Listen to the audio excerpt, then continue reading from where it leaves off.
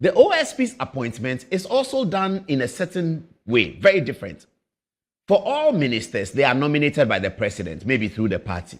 With the OSP, he has to be nominated by the Attorney General. Does the Attorney General nominate the IGP? He doesn't. Does the Attorney General nominate the Senate boss? He doesn't. But he gives them prosecutorial powers. But he doesn't nominate them.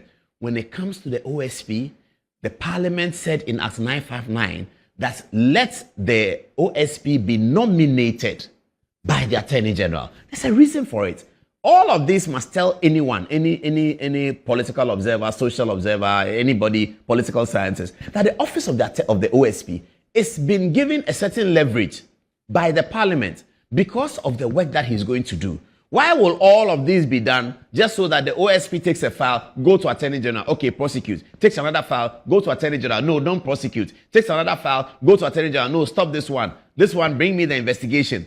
Why did we do all that? We did all that to secure and guarantee the independence of the office of the special prosecutor. Today, what are we seeing? Now, all of what I've said is sociology and political science. Let's get to the law.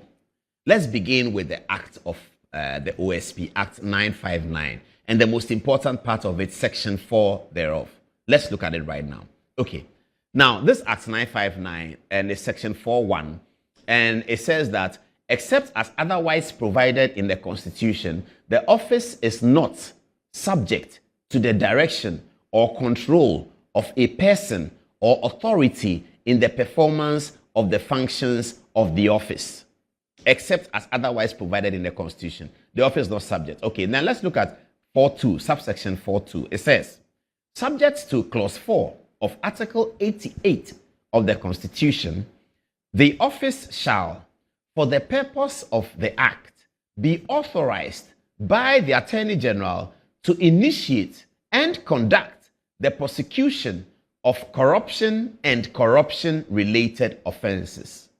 The office shall, for the purpose of the Act, be authorized by the Attorney General to initiate and conduct prosecution and corruption-related offenses. So this is interesting, isn't it? So it looks like the Act of Parliament is giving the OSP prosecutorial powers. But let's look at the Constitution right now. Article 88, because you all saw that the thing referred to Article 88. Okay, so here's Article 88. It says, there shall be an Attorney General of Ghana who shall be a Minister of State and the principal legal advisor to the government. 88.4 is the critical one. All offenses, that's all crimes or alleged crimes, all offenses, prosecuted in the name of the Republic of Ghana shall be at the suit of the Attorney General or any other person authorized by him in accordance with any law. It means that Article 88.4 had conceived of a situation where not only the Attorney General will prosecute, other people will prosecute. So it says that they have been authorized by him. People, please bring back 88.4. Let me look at it. They have been authorized by him. The people have been authorized by him, the Attorney General. And that authorization by the Attorney General is done in accordance with law. So where is the authorization for the office of the special prosecutor, and is in accordance with which law? Viewers, that's a question we're going to ask ourselves. And it's very easy to answer. The authorization by the Attorney General is given to the special prosecutor in accordance with the law called Act 959. So that if you look at the combined effect of Article 88, Act 959, you will see clearly that the framers of the Act, Parliament, never intended that the office of the special prosecutor should be subservient to the office of the Attorney General in a way in which will stifle the work of the office of the special prosecutor. In the decision he makes to prosecute or not to prosecute, the intention of Act 959 was never to put him under the Attorney General, for the Attorney General to be a lid over his decision making in terms of who do I prosecute and who do I not prosecute, who do I investigate and who do I not investigate. That was never the intention. Now, the Parliament was aware that Article 88 was there, and therefore they needed to be sure that 88.4, where that authority is given to the Attorney General, but the Constitution conceives of other people prosecuting, is solid and well done and guaranteed within the context. So what did Parliament do? Parliament went beyond Act 959 and also instituted a legislative instrument which designed how the Office of the Special Prosecutor will work. But then here we are.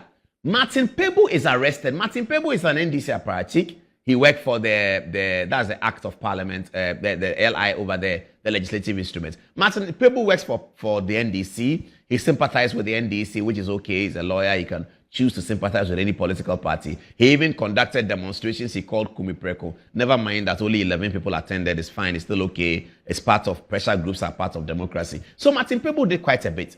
And so he's seen as a core member of the NDC legal process. Not just that. Martin Pebu was named by President Mahama as a member of Operation Recover or Loot Oral. He was a member.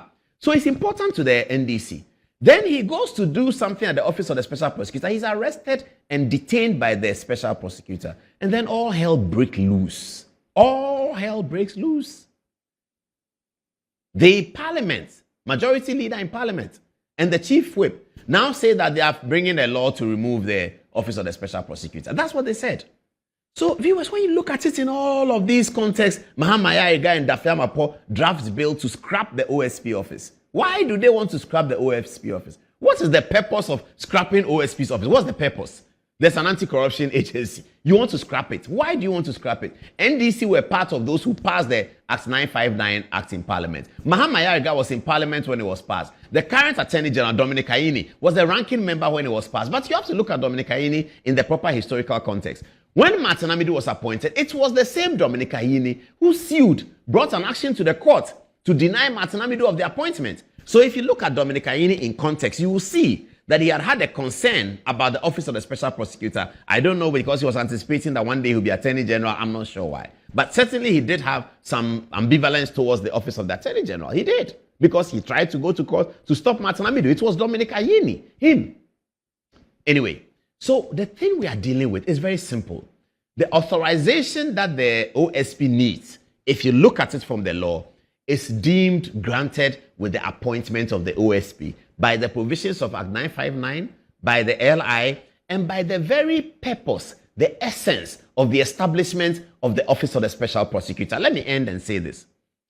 If the Office of Special Prosecutor is to go to the political appointee, the Attorney General, to ask him, should I prosecute Mr. Kofi Mensah? Should I prosecute Kofi Menu? Should I prosecute this person, that person? Have we not defeated the purpose of why the Special Prosecutor was brought in by Akufo-Addo and Bawumia? We would have defeated the purpose. Because the purpose is for an independent prosecutor to be able to conduct his affairs independent of government ministers and government appointees. That's the essence of the OSP's office. You can impeach an OSP person who you feel that he's not doing his work. You can do that. But to begin to take steps to frustrate the work of the OSP, and I like to take on Sremsai here. Sremsai says that if the OSP brings the authorization request, they will look at it. But that's quite dishonest, because it was the same Deputy Attorney General who says that they are preparing to take over the cases after the court ruled and granted the quo warranto and said that OSP has no mandate, warrants, etc., etc. It was the Attorney General's office that therefore they are going to take over all the prosecution. In fact, the court said that everything the OSP has done till date is void, including the things Martin Amidu did. That they are all void. That's what the court said. And as soon as the court said that, Sremsai says that I'm going to take over the cases. Then when he is put under pressure by the media, he says, oh, if they break the authorization, I will do it. That's very dishonest. We have to be careful how we are building our country. These are our two persuades. I don't know how you feel about it. Let us see it in the comments and tell us if we are wrong or tell us if we are right. But we believe that there's something very dangerous about the thinking of the Attorney General and the Deputy Attorney General towards this whole republic and how the criminal justice system should work. There's something very dangerous we should look at.